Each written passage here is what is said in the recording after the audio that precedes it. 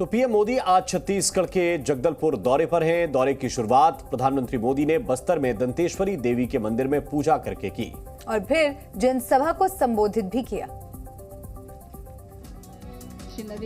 PM Modi का mission election जारी है। कल उन्होंने मध्य प्रदेश में चुनावी रैली की, तो आज प्रधानमंत्री छत्तीसगढ़ और तेलंगाना के दौरे पर हैं। यहाँ पीएम मोदी कई कार्यक्रमों में शिरकत करेंगे, साथ ही रैली को संबोधित भी करेंगे। पीएम मोदी का छत्तीसगढ़ के जगदलपुर में कार्यक्रम है। पीएम ने 23,800 करोड़ की लागत से बने स्टील प्लांट का उद्घाटन किया। इसके अलावा प्रधानमंत्री ने कई रेल और रोड प्रोजेक्ट का शिलान्यास किया और एक चुनावी रैली को संबोधित किया। दौरे की शुरुआत पीएम मोदी ने बस्तर में दंतेश्वरी देवी के मंदिर में पूजा करके की। वहीं दोपहर 3 बजे के करीब प्रधानमंत्री तेलंगाना के निजामाबाद में होंगे, जहां 8,000 करोड़ के विकास कार्यों की शुरुआत करेंगे। 3:45 से निजामाबाद में पीएम रैली करेंगे। महज 2 दिन के भीतर पीएम मोदी आज दूसरी बार छत्तीसगढ़ के दौरे पर होंगे। 2 दिन पहले ही पीएम ने छत्तीसगढ़ के बिलासपुर में रैली को संबोधित किया था। जगदलपुर में जनसभा को संबोधित करते हुए पीएम मोदी ने कांग्रेस सरकार पर निशाना साधा और कहा कि कांग्रेस सिर्फ झूठ बोलती है। आज छत्तीसगढ़ का नौजवान रोजगार के लिए बाहर जाता है, एक दिन ऐसा आएगा हिंदुस्तान के नौजवान रोजगार के लिए बस्तर आना चाहेंगे, बस्तर आना चाहेंगे। आप कल्पना कर सकते हैं, मोदी अगर ये काम कर देगा तो कांग्रेस के लोगों के लिए भ्रष्टाचार के रास्ते रुक जाएंगे। खदान में से जो माल खाते थे उस पर मोदी ने ताला लगा दिया और इसलिए छटपटा रहे हैं। आज भी कितनी झूठी बातें फैलाई, लेकिन आपने उन पर ये तमाचा मारा। इतनी पब्लिक आकर के आपने उनको तमाचा मारा है। झूठी बातें फैलाकर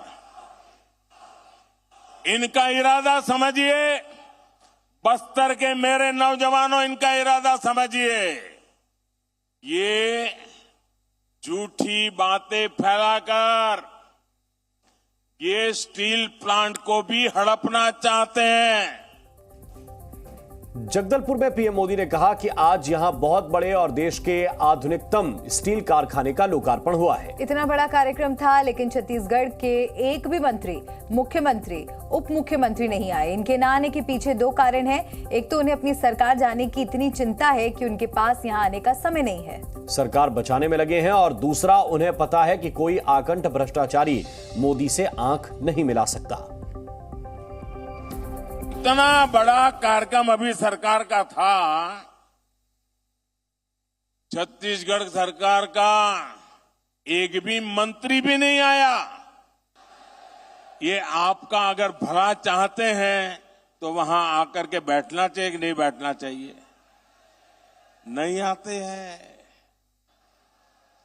इसके 2 कारण है। एक, उनको सरकार जाने की इतनी चिंता है कि उनके पास यहां आने के लिए समय ही नहीं है, सरकार बचाने में लगे हैं। और दूसरा कारण है, ये मोदी है। अगर मोदी के सामने जाना है तो कोई आकंठ भ्रष्टाचारी मोदी से आंख नहीं मिला सकता है। और अब बात महाराष्ट्र की। महाराष्ट्र में नांदेड़ के सरकारी अस्पताल में हुई मौत का आंकड़ा बढ़कर 31 हो गया है। मृतकों में 16 बच्चे भी शामिल हैं। अस्पताल की लापरवाही को लेकर राजनीति भी शुरू हो गई है। महाराष्ट्र में नांदेड़ के शंकरराव चौहान सरकारी मेडिकल कॉलेज में भारी लापरवाही का मामला सामने आया है। सिर्फ 48 घंटे में नांदेड़ के सरकारी अस्पताल में 31 मरीजों की मौत हो गई, जिसमें 16 नवजात बच्चे भी शामिल हैं।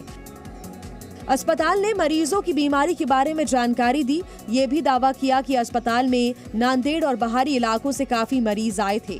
कुछ ऐसे भी मरीज थे जो अपने आखिरी वक्त में अस्पताल पहुंचे और गंभीर हालत में होने की वजह से ही इतने कम समय में इतने ज्यादा लोगों की मौत हुई।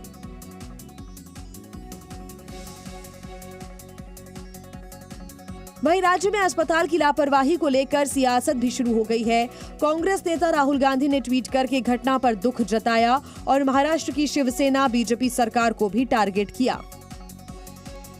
इसके साथ साथ विपक्ष के कई अन्य नेताओं ने शिंदे सरकार पर जमकर निशाना साधा। महाराष्ट्र के संभाजीनगर के घाटी अस्पताल में लापरवाही सामने आई है। बीते 24 घंटे में 2 नवजात समेत 14 लोगों की मौत हुई है। महाराष्ट्र के नांदेड़ के अस्पताल में मौत का आंकड़ा लगातार बढ़ रहा था, तो वहीं अब छत्रपति संभाजीनगर के घाटी अस्पताल से भी ऐसी ही खबर देखने को मिल रही है। पिछले 24 घंटे में 14 लोगों की मौत हो गई, जिसके पीछे दवा की कमी मुख्य कारण बताई जा रही है। मिली जानकारी के अनुसार अस्पताल में केवल 15 दिनों की ही दवाओं की सप्लाई बची है, इसलिए आसपास के मरीजों के परिजन हाथों में दवा की पर्चियां लेकर घूमते नजर आ रहे हैं। ये चाहिए ट्रीटमेंट, वो हम पूरी तरह से दिया जाता है। कोई मैन पावर की कमी नहीं होती है। अगर होती है तो हम हमारी तरफ से उसको जो करते हैं। और ड्रग्स मेडिसिन मैंने आपको बताया पहले, तो हम हमारे पास से देने की कोशिश करते हैं। इमीडिएट लोकल परचेज की भी कोशिश करते हैं, नहीं तो हम उसके रिलेटिव को बोल के लाने के लिए बोलते हैं कभी कभी। तो वहीं इस मामले में एनसीपी नेता सुप्रिया सुले ने शिंदे सरकार पर निशाना साधते हुए कहा कि ये सरकार खूनी सरकार है। हे शिंदे सरकार, ट्रिपल इंजिन सरकार, एक खूनी सरकार है, ऐसा माझा आरोप है। बढ़ेंगे आगे, अगली खबर का रुख करेंगे। भारत ने कनाडा को साफ साफ कह दिया है कि अगर उसने भारत में राजनयिकों की संख्या कम नहीं की तो कई बड़े कदम उठाए जाएंगे। भारत ने कहा है कि कनाडा 10 अक्टूबर तक 40 राजनयिकों को वापस बुलाए, नहीं तो राजनयिकों को छूट नहीं मिलेगी। खालिस्तानी आतंकी निज्जर की हत्या के बाद से भारत कनाडा के रिश्तों में पैदा हुई दरार के बीच भारत सरकार ने कनाडा को खुली चुनौती दी है। भारत ने कनाडा से अपने राजनयिकों को देश से वापस बुलाने को कहा है।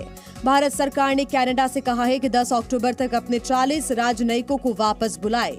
बताया जा रहा है कि भारत में कनाडा के 62 राजनयिक मौजूद हैं और नई दिल्ली ने उन्हें 41 लोगों को कम करने के लिए कहा था। अगर कनाडा ऐसा नहीं करता है तो इन राजनयिकों को भारत में राजनयिक छूट नहीं मिलेगी। भारत चाहता है कि कनाडा भी नई दिल्ली में उतने ही राजनयिक रखे जितने कि भारत ने कनाडा में रखे हैं। कनाडा ने अपने उच्चायोग में भारत से बहुत ज्यादा राजनयिक रखे हैं और उसका कहना है कि 13 लाख की तादाद में कनाडा में रह रहे भारतीय मूल के लोगों के लिए ये जरूरी है। इससे उन्हें काउंसलर एक्सेस मिलने में आसानी होती है। हालांकि भारत के इस एक्शन पर कनाडा की तरफ से कोई बयान नहीं आया है। Zee News।